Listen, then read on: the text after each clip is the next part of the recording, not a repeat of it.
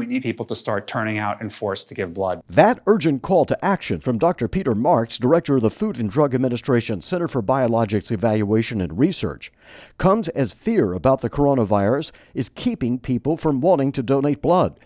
Over the past week, blood centers throughout the country have experienced a significant drop in donations, and that is limiting the ability of the nation's blood supply to be adequately replenished.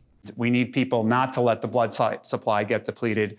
We need it not to get to the point that surgeries are having to get canceled. We need an adequate blood supply, and we need people to turn out and donate blood.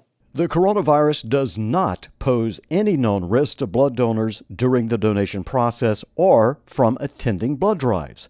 U.S. Health and Human Services Assistant Secretary for Health Admiral Brett Giroir says, quote, "It is safe to donate blood.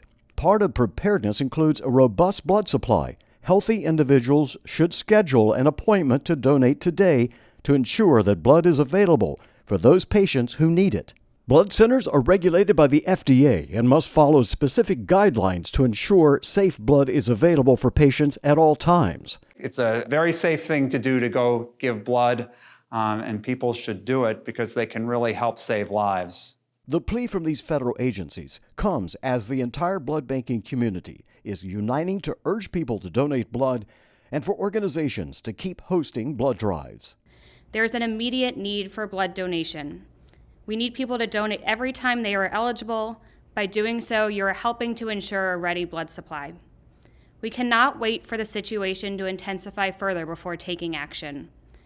Every blood center is now actively preparing for the possibility that the entire country can be affected by coronavirus and the impact that this will have on the blood supply. Blood drives across the country are canceling. This is going to end up in almost an unprecedented level of blood supply if we're not careful. We are doing everything in our power to ensure that we don't get to critical levels of blood supply. If we continue to see more and more sponsors cancel blood drives across the United States, we're going to reach a level of inventory of which we haven't seen in the past. If the blood supply dwindles, the hospitals will have to consider how to preserve blood for emergencies and how to consider taking on or not doing elective procedures. So if you don't have a blood supply, surgery at a hospital basically shuts down because you have to have a backup in case somebody starts to bleed when they're having a surgery. So if somebody needs heart surgery and there's no blood supply, you can't do the heart surgery. The Armed Services Blood Program, the official blood collector of the U.S. military, is also echoing the call of its civilian counterparts. As the U.S. military's official blood program, the Armed Services Blood Program always has a mission to stand ready.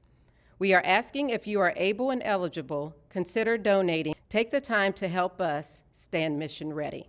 Blood is an essential part of healthcare, and the need for blood is constant. In the United States, a patient is treated with a blood transfusion every 2 seconds, and this is only possible through the generosity of our country's volunteer blood donors.